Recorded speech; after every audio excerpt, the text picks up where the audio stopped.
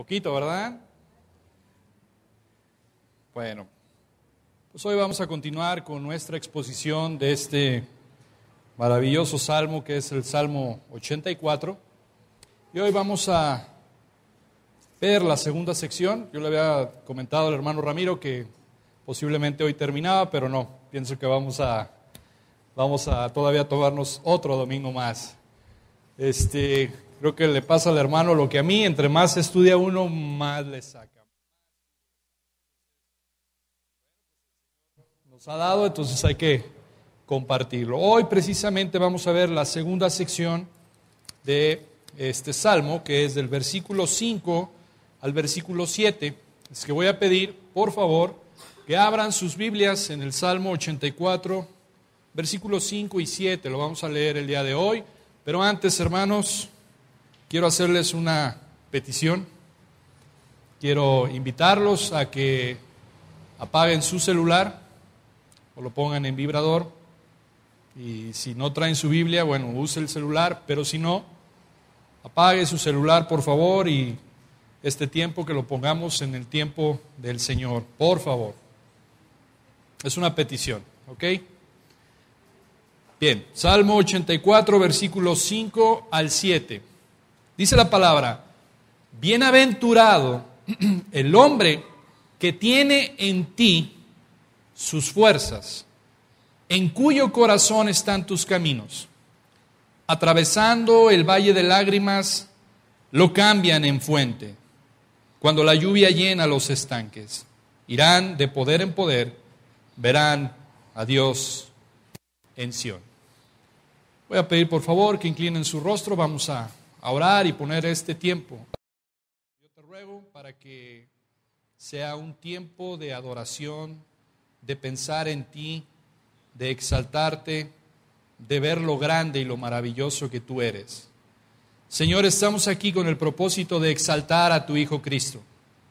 Gracias, Señor, por este enorme privilegio, por la libertad que hasta hoy gozamos, por la libertad de culto, Señor, que tenemos. Porque hoy, Señor, en otros países no tienen esa libertad. Y aún así, Señor, se reúne tu pueblo, porque ese pueblo tiene hambre y sed de ti. Te ruego, Señor, porque tú saques esa hambre y esa sed de ti y tú nos sacies con tu palabra. Te ruego, Señor, por tu siervo, para que hable con denuedo tu palabra y sea tu palabra solamente expuesta. No tengo nada que decir, Señor. Habla tú, Padre. Gracias, Señor, en el nombre de Cristo. Amén.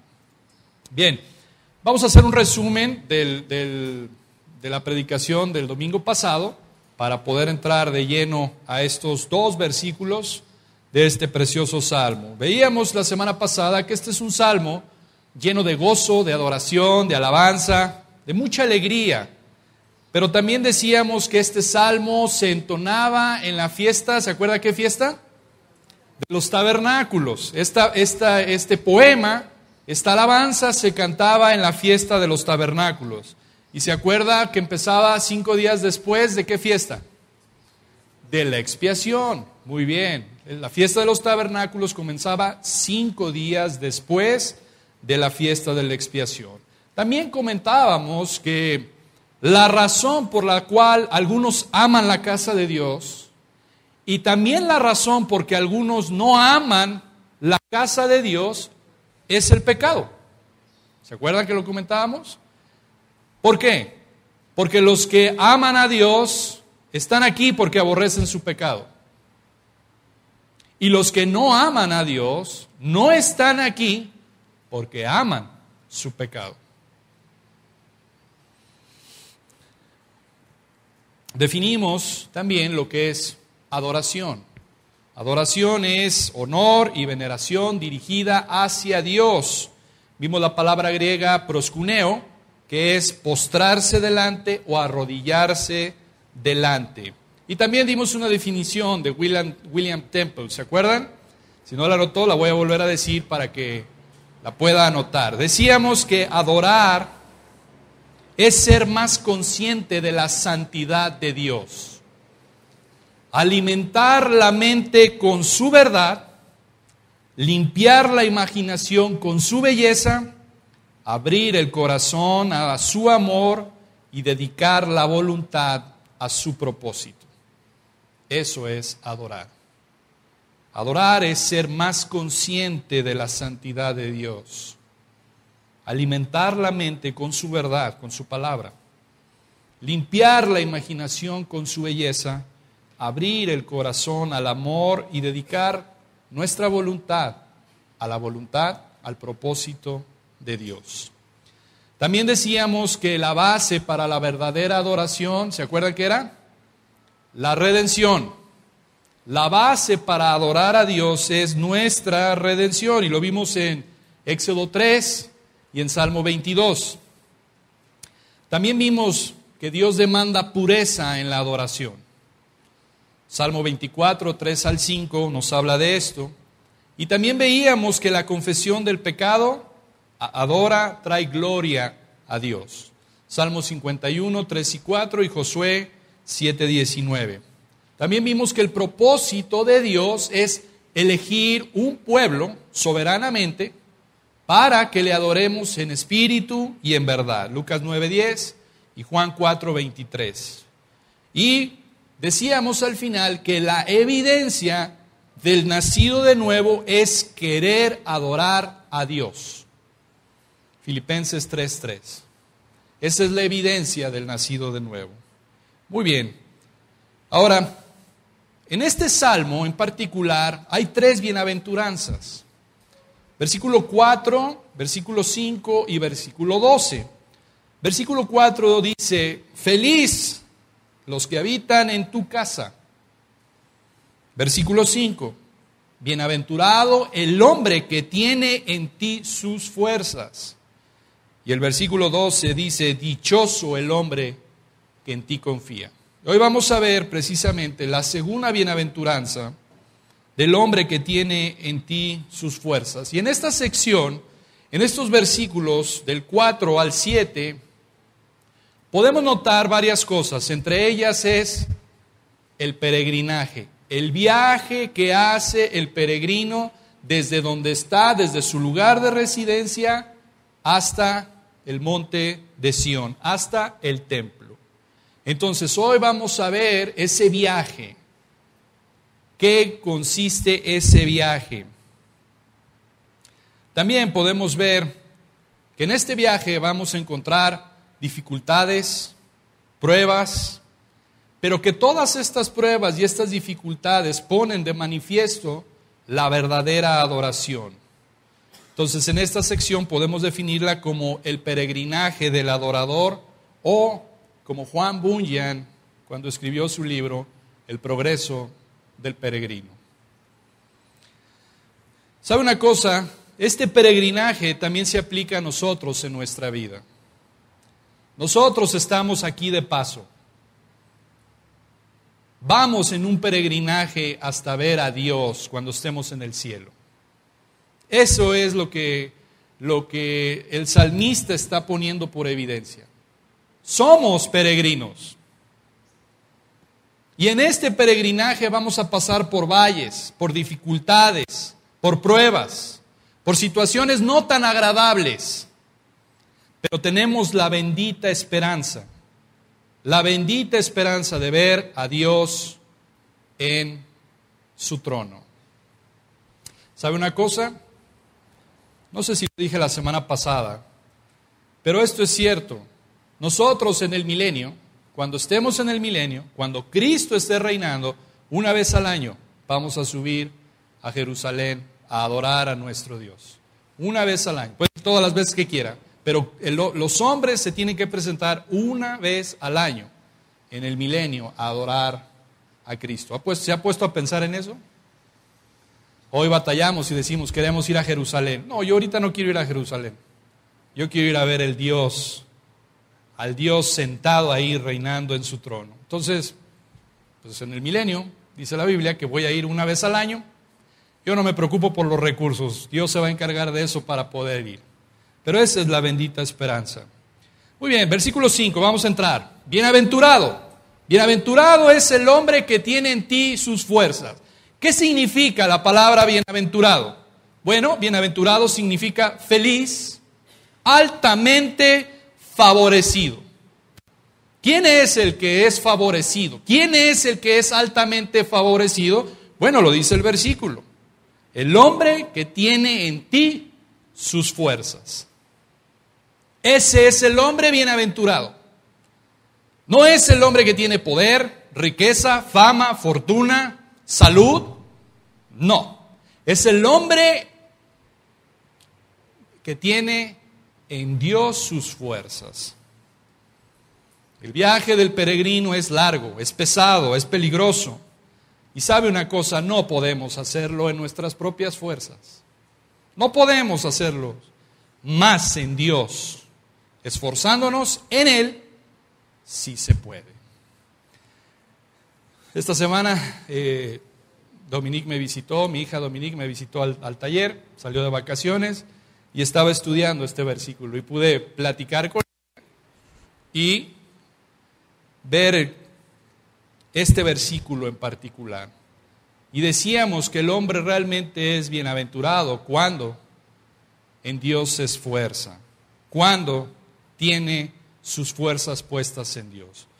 Y la mejor forma de explicar esto es yendo a las Escrituras, es dejando que las Escrituras expliquen qué significa esforzarnos en Dios. Así es que vamos a Salmo capítulo 28, versículo 7. Salmo capítulo 28, versículo 7.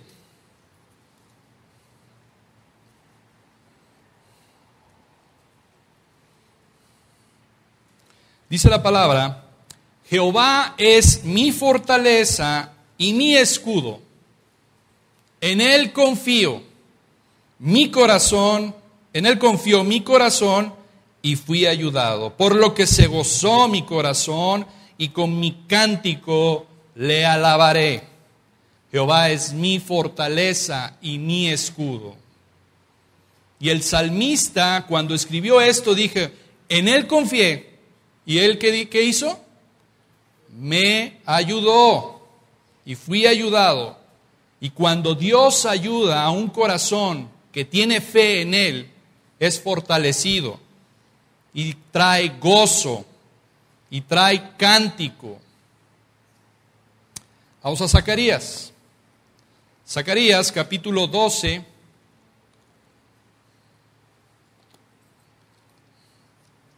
Versículo 10.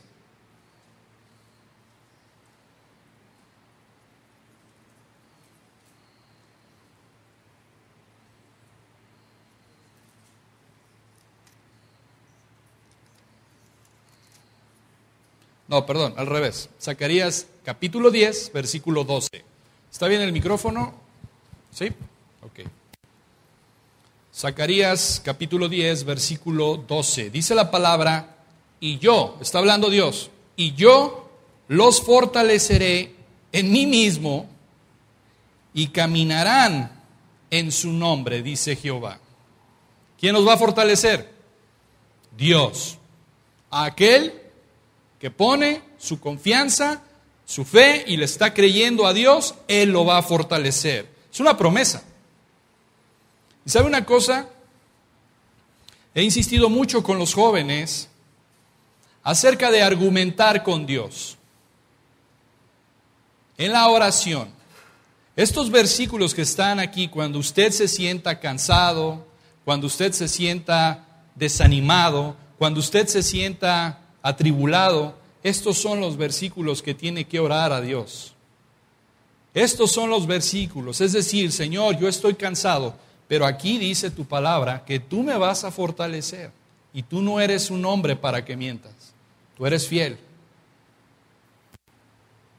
Entonces, Señor, yo creo esto, tú me vas a fortalecer. Estoy cansado, estoy atribulado, estoy en medio de este valle de lágrimas, pero aquí dice tu palabra que tú me vas a fortalecer. Yo creo en ello. Yo creo en ello. Y 2 de Corintios 12:9. 2 de Corintios capítulo 12.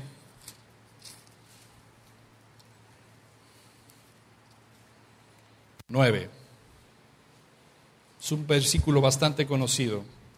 Dice la palabra, y me ha dicho, bástate mi gracia, porque mi poder se perfecciona en la debilidad. Por tanto, de buena gana me gloriaré, más bien en mis debilidades, para que repose sobre mí el poder de Cristo. Lo que está diciendo este versículo, hermanos, es que el poder de Dios no va a reposar cuando tú te sientas fuerte en tus propias fuerzas. Este versículo que está diciendo es, ¿quieres mi poder? Entonces, tienes que ser débil para que mi poder se manifieste en ti. Cuando tú estés vacío, cuando tú estés cansado, cuando estés vaciado de ti mismo, entonces mi poder va a ser el que va a estar sobre ti y te va a fortalecer. Por eso Pablo dice, quiero ser débil todo el tiempo, para que el poder de Dios pose sobre mí. Venga otro pasaje. Vamos a Efesios, capítulo 6.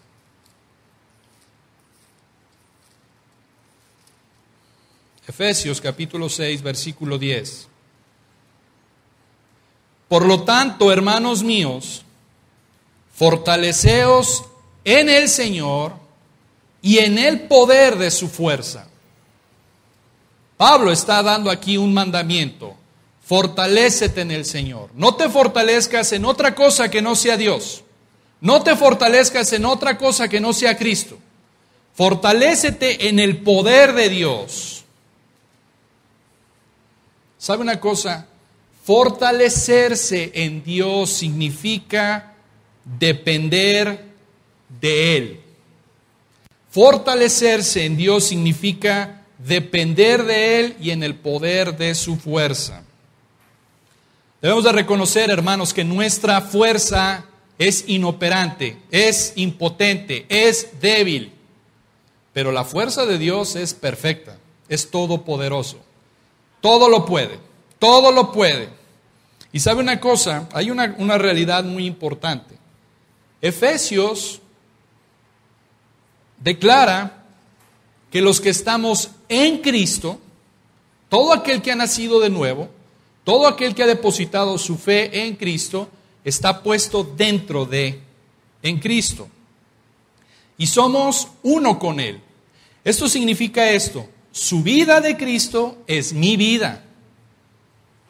Su poder es nuestro poder.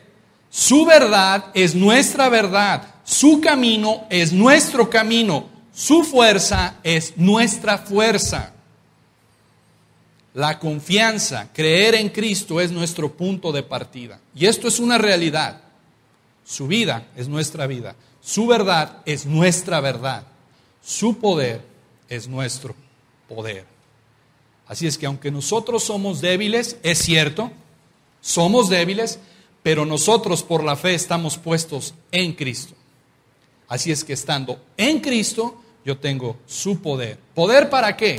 ¿Para poder vivir la vida como se me dé la gana? No. Poder precisamente para poder servirle y andar en santidad.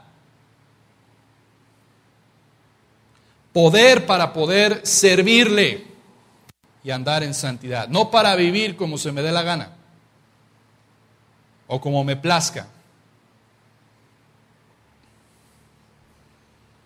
La apropiación, hermanos, de esta fuerza, de este poder, se da a través de los medios de gracia, la oración, el conocimiento y la obediencia a su palabra, creer en las promesas de Dios. Creer en las promesas de Dios, orar, estudiar su palabra, conocerlo más. Decir, esta es una promesa y yo me voy a aferrar y voy a vivir de tal manera con esta promesa que sea una realidad en mi vida. ¿Sabe una cosa?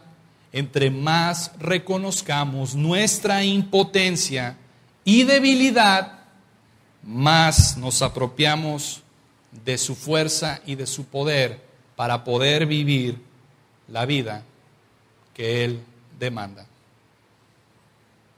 Pero tenemos que reconocer que somos débiles.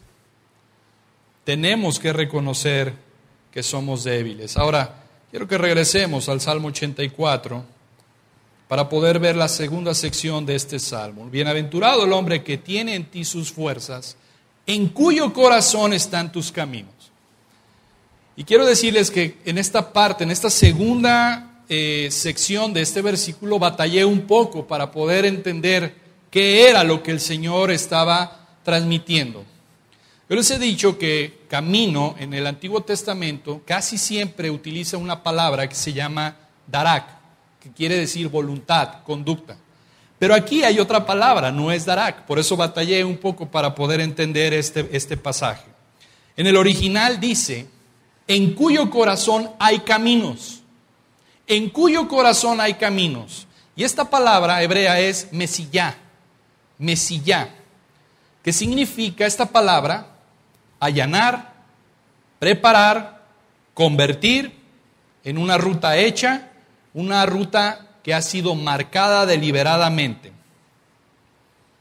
Entonces podemos leer que es bendito el hombre en quien Dios ha construido y preparado su corazón para tener una carretera en su interior. El hombre natural, su corazón, es una tierra inhóspita, es una tierra sin señalización, es una tierra donde cualquiera que pise, vas tú a un desierto y en el desierto no hay nada, no hay señalización, no hay mapa, no hay nada. Esto me acuerdo mucho cuando hace algunos años me gustaba andar en cuatrimoto y de repente nos perdíamos en el cerro. Y teníamos que basarnos en las señalizaciones que algún otro persona que había pasado por ahí en su cuatrimoto marcaba en los árboles. Pero cuando no hay nada, te tocaba a ti hacer la ruta para poder llegar al destino que tú tenías. En el bosque, en el desierto, no hay nada. No hay un letrero que diga, siga por aquí, vas a entrar al siguiente pueblo. No, no hay nada. Y así es el corazón del hombre natural. El corazón del hombre no regenerado es un vacío, es un desierto. No hay señalización, no hay construcción, no hay carreteras, no hay infraestructura para poder pasar. Y no solamente eso, sino que también en ese corazón no regenerado, también se encuentran muchos tipos de accidentes geográficos. Hay montes, hay collados, hay barrancas, hay montes elevados, hay valles profundos, todo enredado y desordenado. No hay carretera, no hay señalización.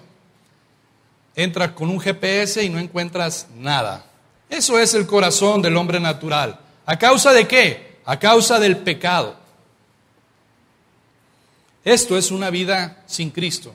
Simplemente un lugar inhóspito. Por eso es que el salmista dice, bienaventurado es el hombre en cuyo corazón están tus caminos.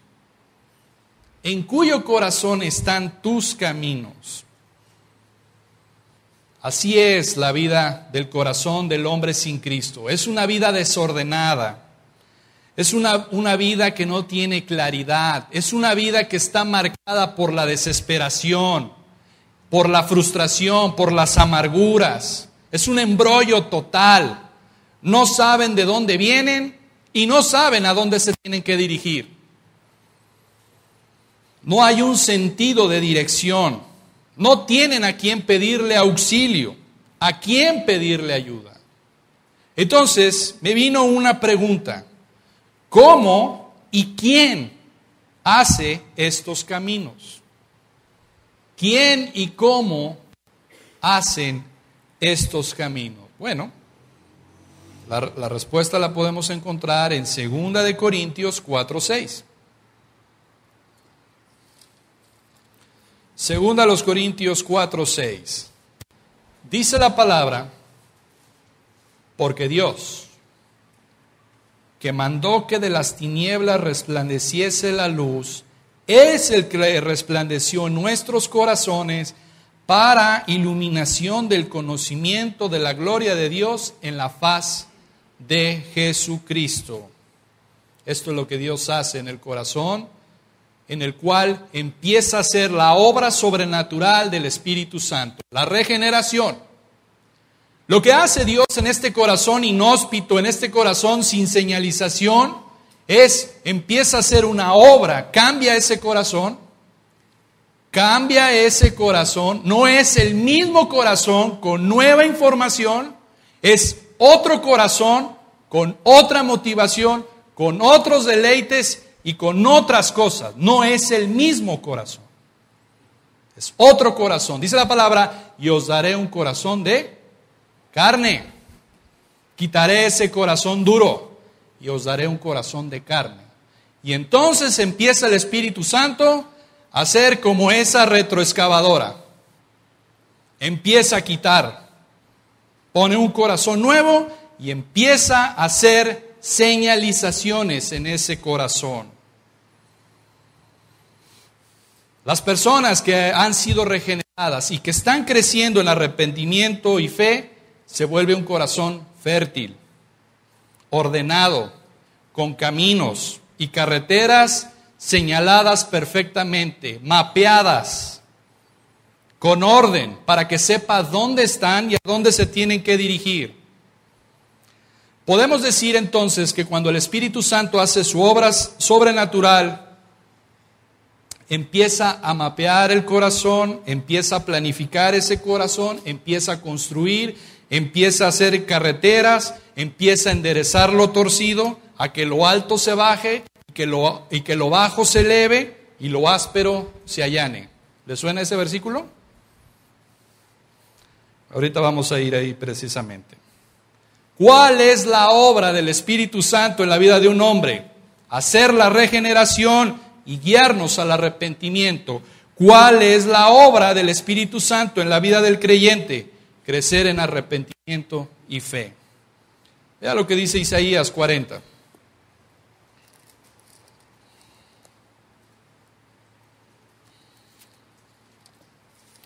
Isaías capítulo 40, versículos 3 al 5.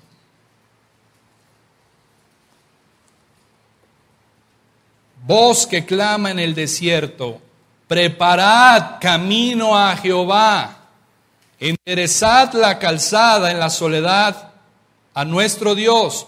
Todo valle sea alzado, y bájese todo monte y collado, y lo torcido se enderece, y lo áspero se allane. Esto es lo que hace el Espíritu Santo en la vida de un creyente. Todo monte alto se baja, todo valle bajo se sube, todo lo torcido lo endereza. Y aparte de eso, lo áspero lo allana, lo pule. El arrepentimiento nos prepara para que Dios haga camino en nuestro corazón.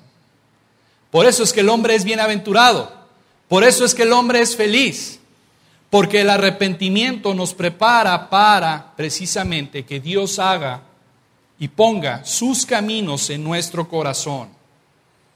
¿Por qué? Porque cuando creemos que nosotros somos expertos, poderosos y que podemos manejar nuestros asuntos sin Dios, ¿sabe qué es lo que hace Dios? Nos tira al suelo para demostrarte que tú no puedes. Y luego cuando estamos en el suelo y creemos que Dios no nos va a levantar, ¿sabe qué es lo que hace? Nos levanta. La Biblia es nuestra guía, nuestro conocimiento, nuestro alimento. Y eso es lo que hace el Espíritu Santo. Ahora vea lo que dice el versículo 6. Atravesando el valle de lágrimas lo cambian en fuentes. Parte de los caminos que el Señor hace en nuestro corazón es prepararnos para estos caminos. Este camino es, atravesando el valle de lágrimas, es el valle de Baca. B-A-C-A, Baca. El valle de Baca, el valle de las lágrimas, atravesando. Quiere decir que el peregrino va a atravesar este valle en su peregrinar hasta ver a Dios en Sión.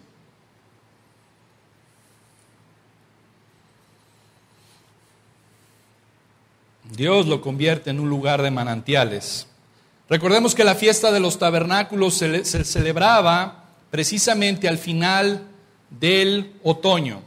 Después de un verano ardiente era cuando llegaban las lluvias que refrescaban. Y en el trayecto el peregrino pasaba por este valle ardiente. Pero aún en el valle de Baca, el Señor refrescaba con esa lluvia. Por eso dice, atravesando el valle de lágrimas, lo cambian en fuente cuando la lluvia llena los estanques.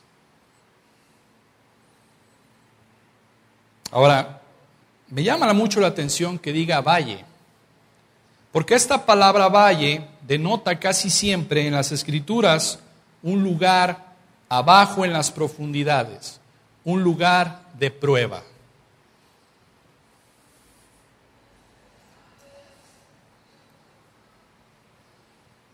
Y el Señor lo que hace es que siempre a sus peregrinos pasan por este valle.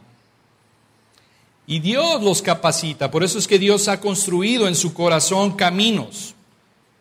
Y estos hombres han sido capaces, por la gracia de Dios, de convertir estos valles de lágrimas, de convertirlos en manantiales, en un manantial de delicia y de gozo.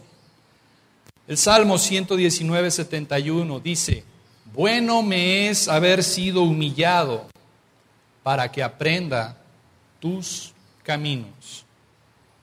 Bueno me es haber sido humillado. ¿Para qué? Para aprender tus caminos, tu voluntad, tu conducta. Pero ¿sabe una cosa? Solamente un regenerado, un cristiano puede decir esto.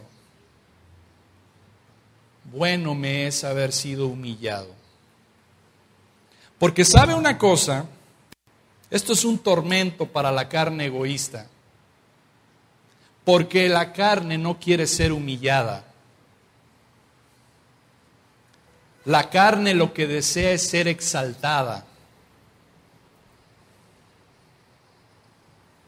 Esto es un tormento para la carne egoísta, soberbia, altanera, orgullosa. Por eso digo que esto solamente lo puede decir una persona en la cual ha sido regenerado su corazón. Bueno me es haber sido humillado. Mis hermanos, aquí viene la primera pregunta para nosotros. ¿Cuántas veces nosotros hemos dado gracias a Dios por haber sido humillados? Con el propósito de aprender los caminos de Dios.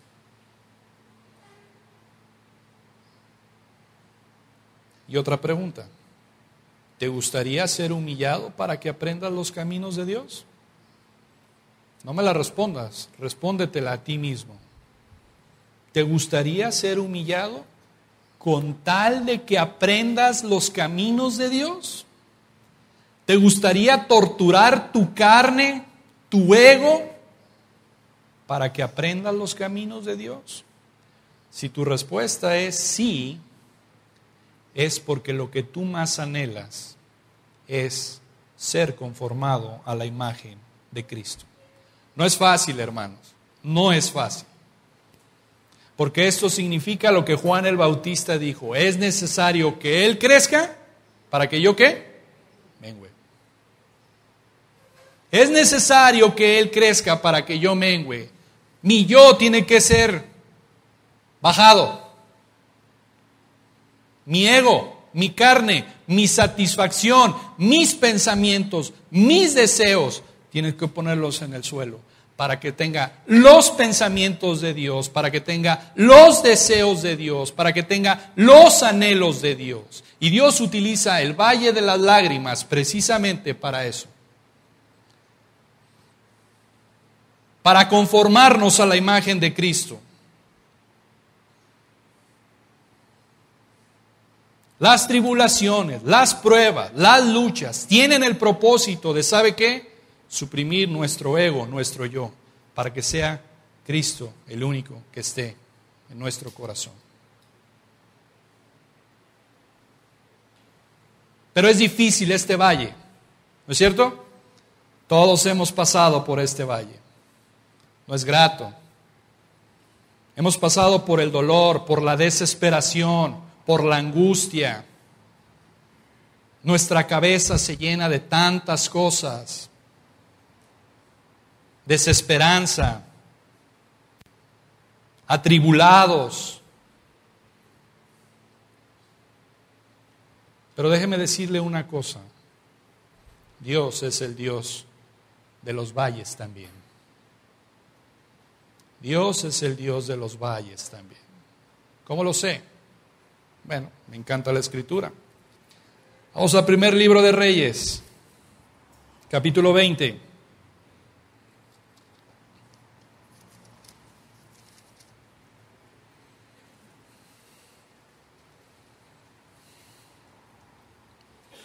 Versículo 28. Primer libro de Reyes, capítulo 20, versículo 28. Dice así la palabra del Señor. Vino entonces el varón de Dios al rey de Israel y le habló diciendo: así dijo Jehová, por cuanto los sirios han dicho, Jehová es Dios de los montes y no Dios de los valles, yo entregaré toda esta gran multitud en tu mano para que conozcas que yo soy Jehová. Déjeme decirle el contexto. Acab fue sitiado precisamente por el rey sirio. Y Dios protegió a Acab, no por él, no por Acab, porque Acab fue un rey malvado, perverso. El error de este rey sirio fue haberse metido directamente con Dios, igual que Sennacherib. Y hace un año, antes de este versículo, un año atrás, Israel le propinó una tremenda paliza a este rey. Y entonces los consejeros del rey sirio le dijeron: no, mira, prepárate otro ejército, porque sus dioses son dioses de valles, de montes, no son dioses de valle. Sus dioses son dioses de cuando están las cosas bien, Él está con ellos. Entonces, eso lo oyó Dios, y por eso por medio del profeta mandó decir esto: van a conocer que yo no soy un Dios solamente de montes, sino también soy un Dios de valles. Yo soy el Dios que cuando estás en ese valle de tormento, de sufrimiento, de tribulación, de angustia, de dolor, ahí estoy yo. Yo soy Dios. Y esto es lo que tenemos que entender, hermanos, que nuestro Dios es un Dios que en medio del dolor y del sufrimiento nos acompaña. Aún en el dolor, aún en la desesperación, aún en la tribulación, Dios es Dios. Dios es Dios. Y Dios está consciente de eso. Y Dios utiliza muchas veces el dolor y el sufrimiento para purificarnos, para conformarnos a la imagen de Cristo. Dios es un Dios que defiende a su pueblo aun cuando ande en valle de sombra y de muerte. Dios es un Dios que defiende a su pueblo aun cuando las cosas se ponen difíciles. Dios es un Dios de valles, sigue teniendo el control. Usted puede leer la historia al final. ¿Qué cree que fue lo que pasó? Volvió a ganar Dios, a pesar de Acab.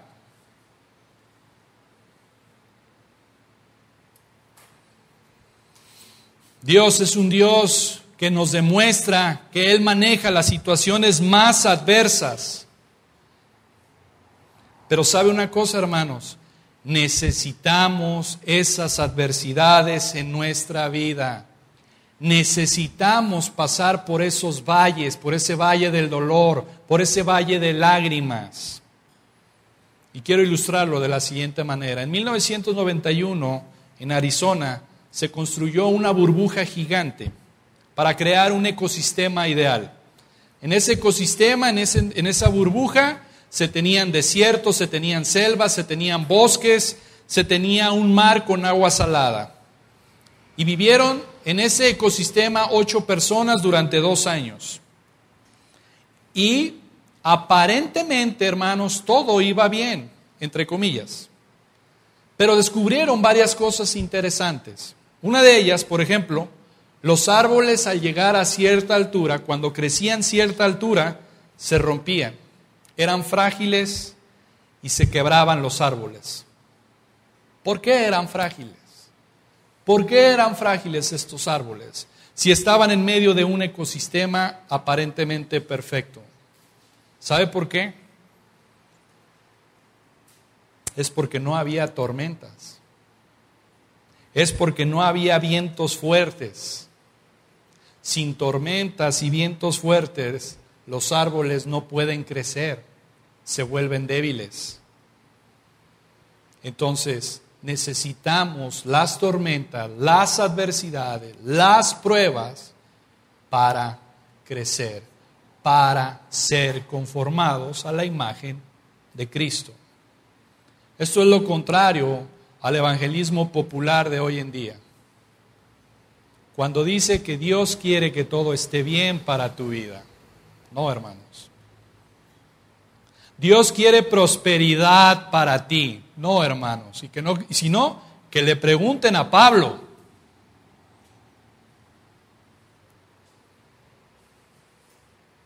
No, hermanos. Lo que Dios quiere es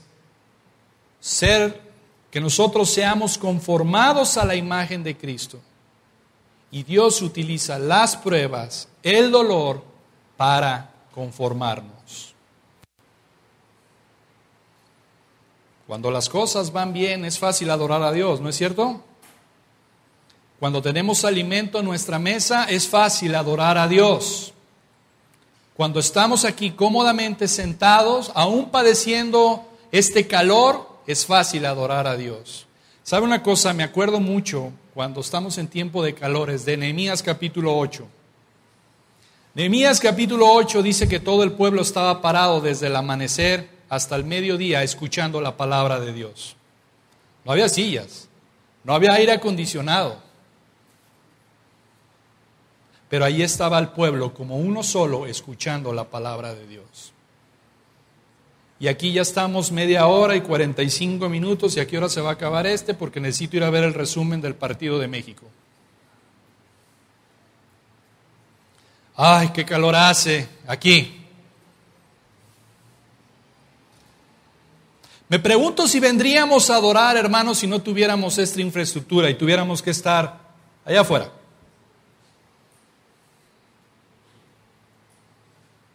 ¿Entiende?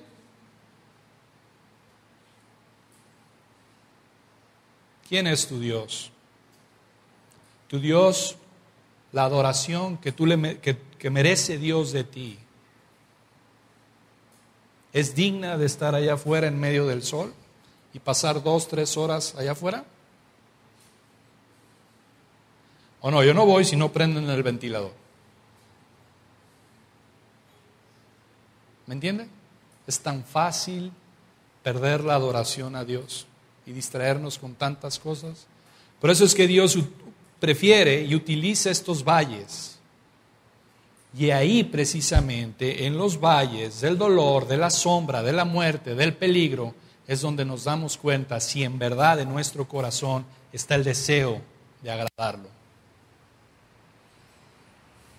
Así es que cuando las cosas van bien es fácil adorar a Dios, pero cuando se nublan los cielos, cuando todo parece ir en contra de nosotros, cuando todos nuestros sueños, cuando todas nuestras esperanzas se estrellan contra el valle de Baca, en donde vienen pruebas, tribulaciones, angustias, ¿cómo nos vemos allí?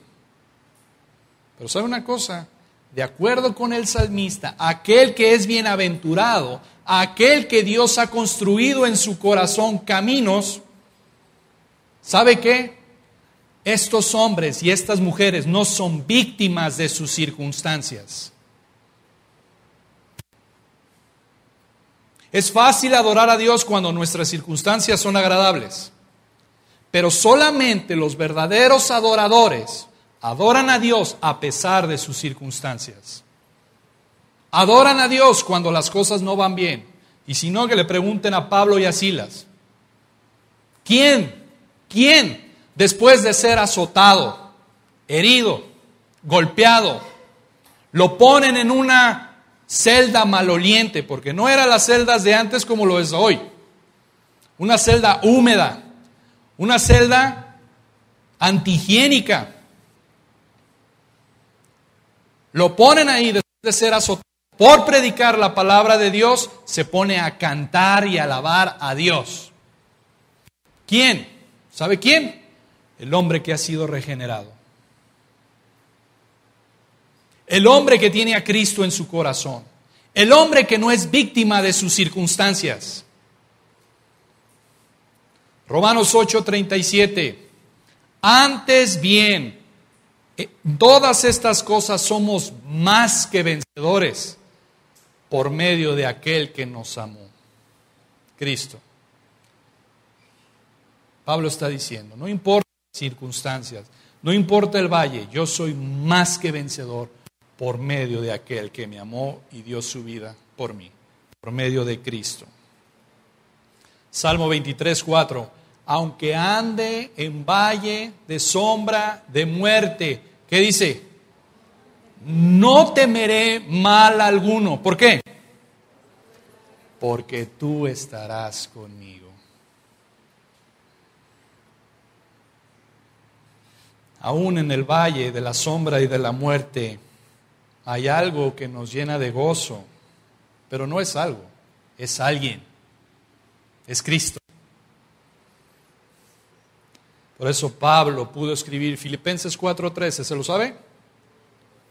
Todo lo puedo en Cristo, que me fortalece. Pero vea, en Cristo, solamente los que están en Cristo, todo lo pueden. Los que están dentro de. Y también significa no solamente estar dentro de, sino que Cristo esté dentro de mí. Yo estoy adentro de Él y Él está dentro de mí.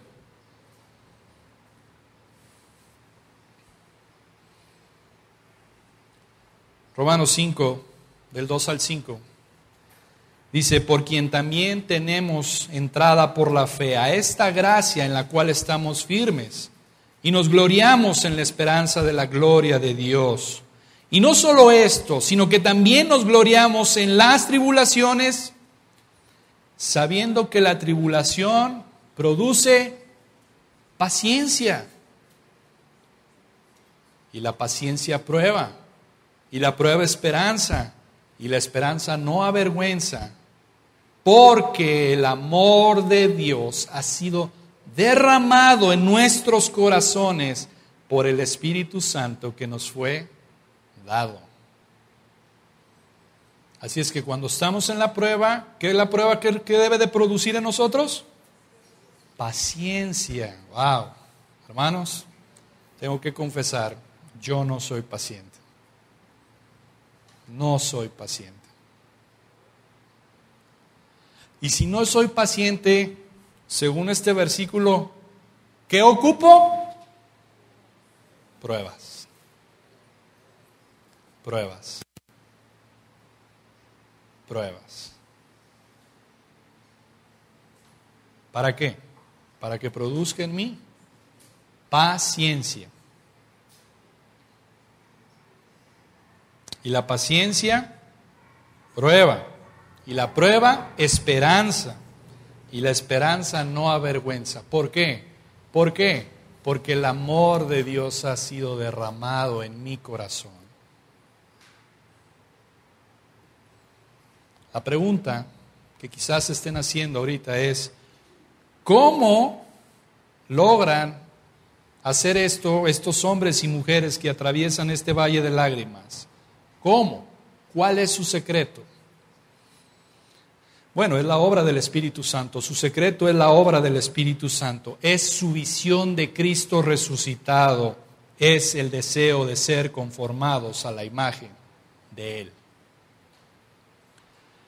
Las pruebas siempre, en el caso del regenerado, siempre te tienen que llevar a anhelar más a Cristo. Siempre te tienen que llevar a anhelar más a Cristo. ¿Por qué?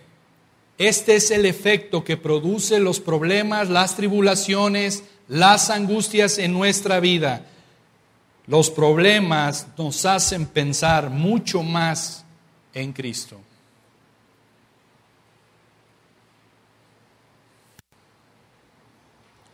Tú estás pasando por prueba, por tribulación, por angustia, por desesperación, por falta de motivación.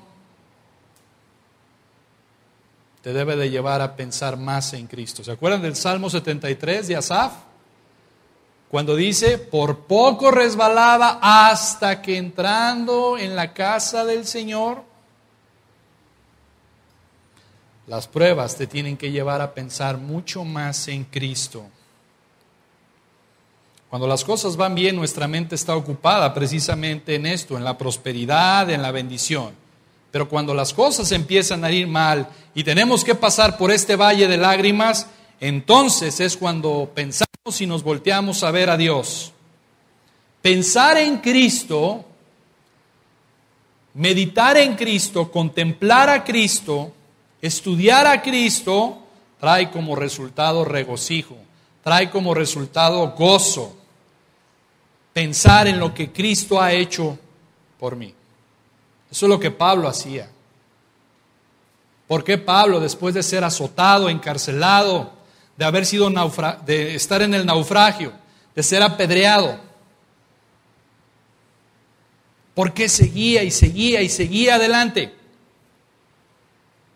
Porque él tenía puestos sus ojos en Cristo,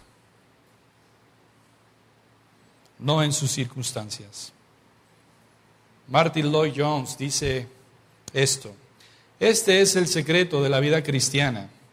Mientras más cosas van en contra, más nos conducen a Cristo. Y mientras más estamos en Cristo, más felices y gozosos estamos. No somos felices porque las cosas van bien. Una cosa es ser feliz y otra cosa es ser gozoso. En el momento en que estoy en las tribulaciones no soy feliz, pero sí puedo estar gozoso.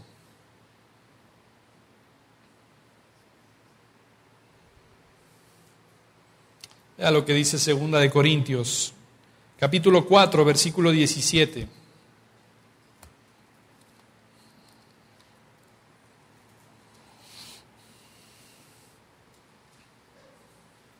Segunda de Corintios, capítulo 4, versículo 17. Dice la palabra: porque esta leve tribulación momentánea produce en nosotros un cada vez más excelente y eterno peso de gloria. No mirando a nosotros las cosas que se ven, sino las que no se ven, pues las cosas que se ven son temporales, pero las que no se ven son eternas. Mi pregunta es, hermanos, ¿la tribulación, la angustia, está produciendo eso en ti? ¿Está produciendo en ti un peso de gloria? ¿Estás mirando las cosas que no se ven o estás mirando tus circunstancias? Por eso dicen, regresando al Salmo 84, versículo 7, irán de poder en poder, verán a Dios en Sión. En lugar de rendirse estos peregrinos en este valle de lágrimas, irán de poder en poder.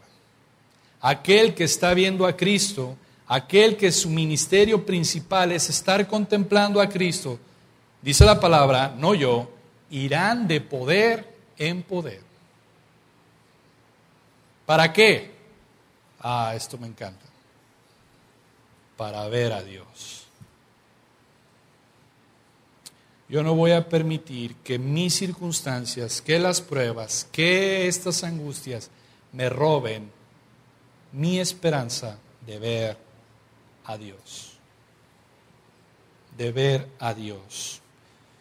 En lugar de rendirse ante las dificultades del camino, todo lo contrario, van creciendo, van aumentando su esperanza de ver a Dios en Sión. Por eso Filipenses 3:14 dice, prosigo a la meta. Pablo dice, prosigo a la meta, al premio del supremo llamamiento de Dios en Cristo Jesús. Prosigo a la meta. Me caigo, pero me levanto. No permanezco ahí. Me caigo. Viene la desesperación, viene la angustia, viene la lucha, pero prosigo. prosigo, voy,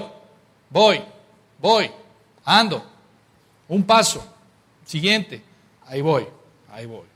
No me detengo, prosigo.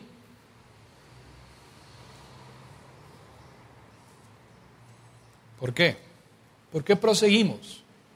¿Por qué proseguimos? ¿Por qué avanzamos? ¿Cómo es posible que en medio de las circunstancias del dolor pueda avanzar? Pueda avanzar. No es que, es alguien. Isaías 40, 29 da la respuesta.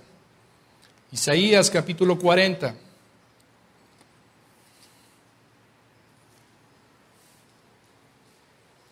Dice la palabra, Él da esfuerzo al cansado y multiplica las fuerzas al que no tiene ninguna. Los muchachos se fatigan y se cansan, los jóvenes flaquean y caen, pero los que esperan, pero los que creen, pero los que tienen su fe depositado en Cristo, tendrán nuevas fuerzas, levantarán alas como las águilas, correrán y no se cansarán, caminarán y no se fatigarán. ¿Por qué avanzamos? No es por nuestro esfuerzo, es por el esfuerzo de Dios en nosotros. Es por las fuerzas de Dios en nosotros. Por eso avanzamos, porque esta es su promesa. ¿Y sabe una cosa? Es cierto. ¿Cuántas veces nos hemos encontrado de decir, estoy a punto de aventar el arpa? No más. Quiero dejar el ministerio, quiero dejar esto, quiero dejar lo otro, quiero dejar a mi familia, quiero dejar este trabajo, quiero dejar esto. Y Dios dice, ¿tú me crees? ¿Tú crees en mí? ¿Sí? Ah, bueno, ahí están mis fuerzas. Esfuérzate en mí. ¿Qué le dijo Dios a Josué 1:9? ¿Qué dice? Esfuérzate y sé valiente. No temas y desmayes. ¿Por qué qué? Porque yo soy tu Dios que ¿qué? Que te sostengo. Amén, hermanos.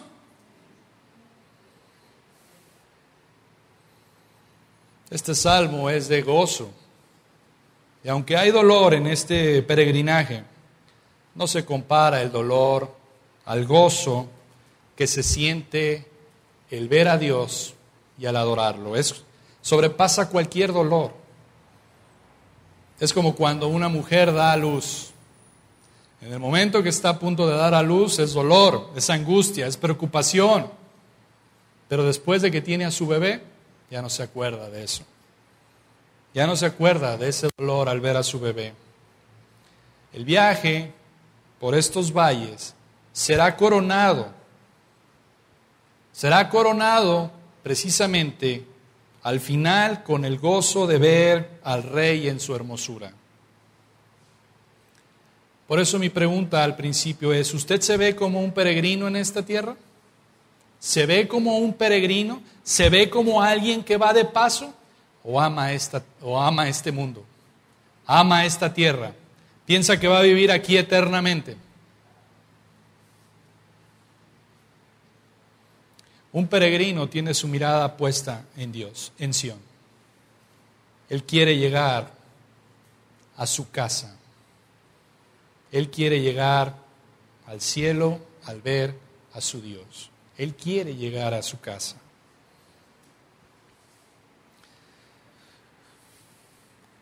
Juan Bunyan, precisamente, el autor de El progreso del peregrino, dijo esto antes de morir. Mis días laboriosos han terminado. Voy a ver la cabeza que fue coronada de espinas y la cara que fue escupida por mí. He vivido de oídas y por fe, pero ahora voy a donde viviré por la vista y estaré con aquel en cuya compañía me deleito. Llévame porque vengo a ti. De oídas te había oído, pero ahora te voy a ir a ver a ti. Esa es mi esperanza. ¿Es tu esperanza también? Vamos a orar. Padre, gracias te damos, Señor.